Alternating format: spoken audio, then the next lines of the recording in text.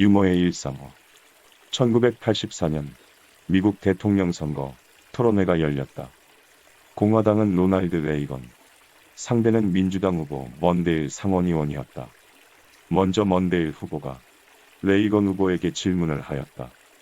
당신은 벌써 73살의 고령인데 대통령직을 수행하는데 어려움이 있지 않겠습니까?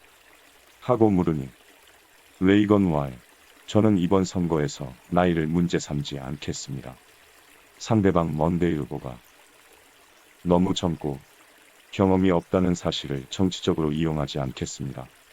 라고 말했더니 방청석에서 폭소가 터져나오고 그 이후론 레이건의 나이를 가지고 왈가왈부하지 않았던 것입니다. 당시 먼데일의 나이는 56세였다. 이렇듯 한마디의 조크가 선거 판세를 바꾸어 놓았던 것입니다. 미국의 어느 도시에 대형 할인 매장이 동시에 오픈을 하였단다.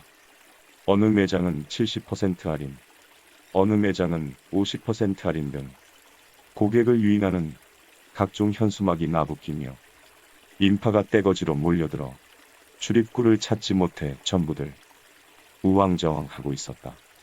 그런데 어느 매장은 할인율은 써놓지 않고 크게 화살표로 출입구라고 써 붙여 놓았던 것이다.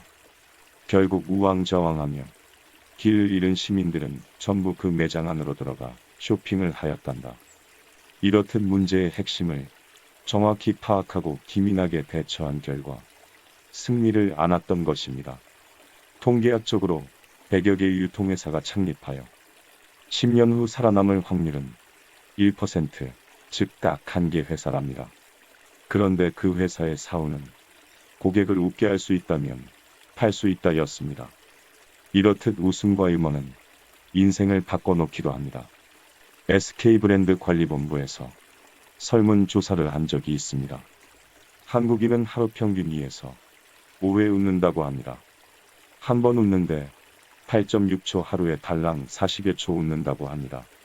우리 수명이 80세라면 약 15일 정도 웃는 것입니다. 보통 4살부터 5살 어린아이는 하루에 400번 웃는다고 합니다. 반면 성인들은 하루에 근심 걱정하는 시간이 3시간 6분이라 합니다. 성별로는 여자가 하루 3시간 30분이고 남자는 2시간 30분이라 합니다. 이것을 80년 기준으로 환산하면 10년은 근심 걱정하는 시간으로 보낸다고 합니다. 이제는 스스로 자발적으로 자기가 하고 싶은 것을 해야 할 때입니다. 이제는 하루하루를 무조건 웃어가면서 살아도 아까운 인생인 것 같습니다.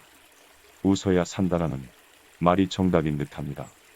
1999년 아주 추운 겨울, 잘 마시지도 못하는 소주를 2병씩이나 먹고 스스로 목숨을 끊으려고 한남대교에서 투신자살하려고 뛰어내리려는 순간 때마침 길 가던 어느 중년 남자가 지금 뛰어내리면 얼어 죽어요.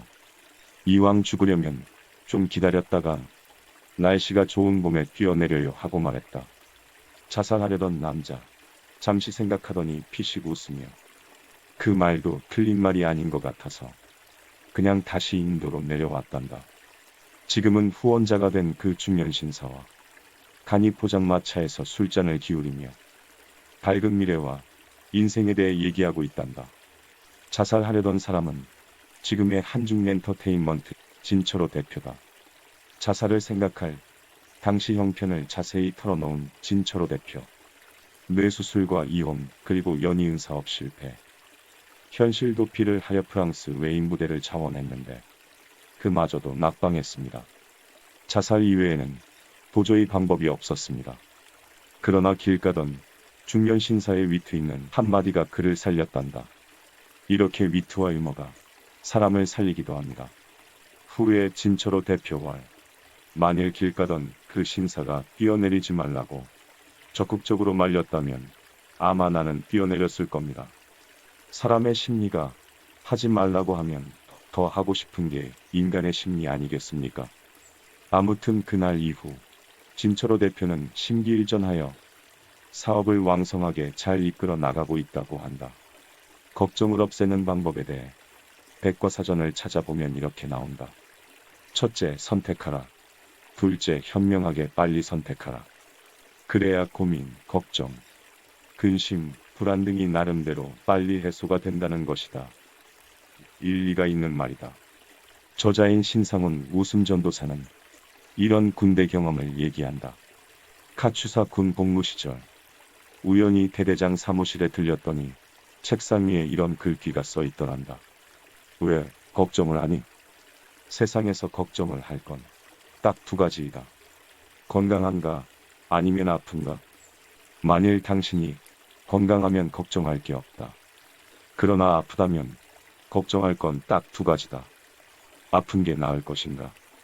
아니면 죽을 것인가? 만약에 아픈 게 낫는다면 걱정할 게 없다.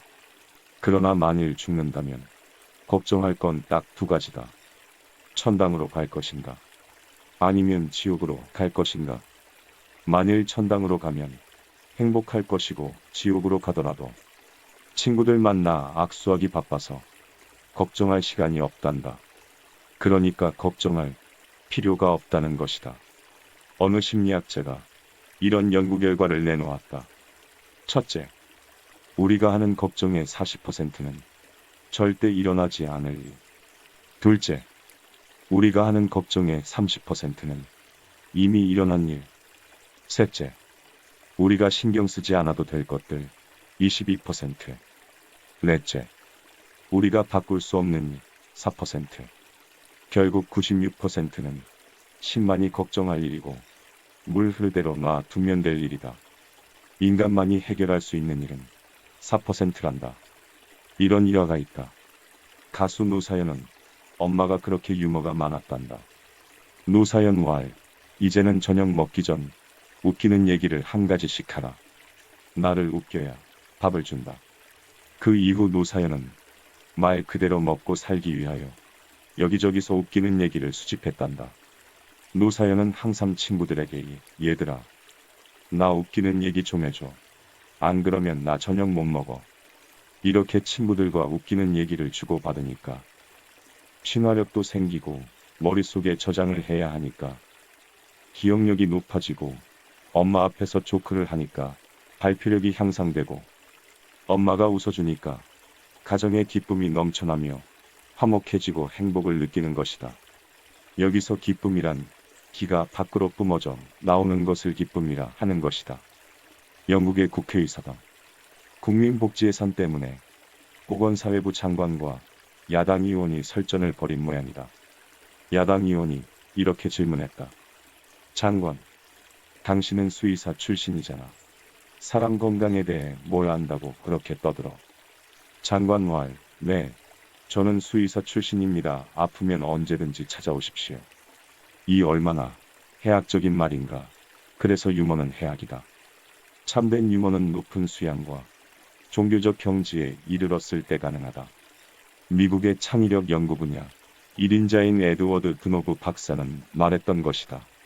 유머는 인간의 두뇌 활동 중 가장 중요한 역할을 하고 있다. 그리고 유머 있는 사람이 가장 창조적이고 가장 업무 효율이 높다는 것이다.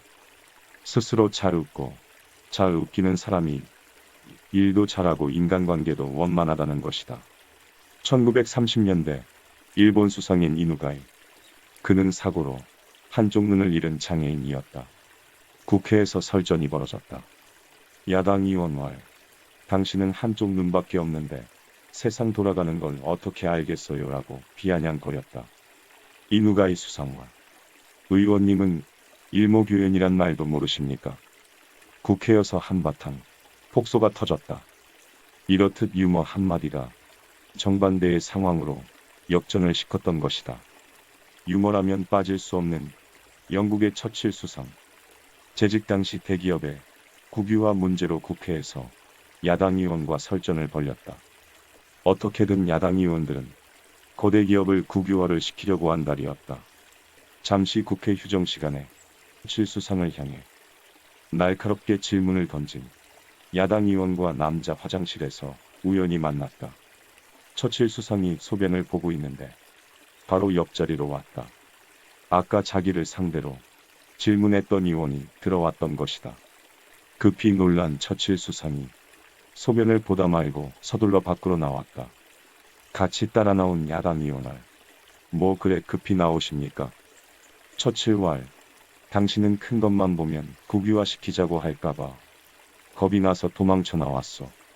이 얼마나 유머스런 말인가. 상대방을 까는 게 아니라 오히려 높이면서 주위 사람 모두를 행복하게 만들고 촌철살인의 한마디로 상황을 냉철하게 꼬집으며 답답한 마음까지 뻥 뚫어주는 역할까지 하는 것이다. 처칠 수상은 유일무이하게 정치 지도자로는 처음으로 제2차 세계대전을 집필하여 노벨 평화상이 아닌 노벨 문학상을 수상한 21세기의 불멸의 정치가였던 것이다. 지금 우리는 웃음과 유머를 본 지도 오래됐다.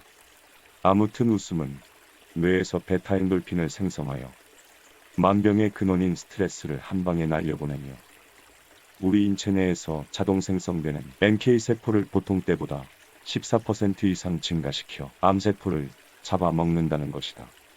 그래서 우리는 항상 웃어야 되는 것이다. 자, 오늘부터 화장실에 가서라도 거울을 보며 혼자만의 웃음꼬리를 만들어 보며 웃는 연습을 2020년부터는 시작해야겠습니다. 감사합니다.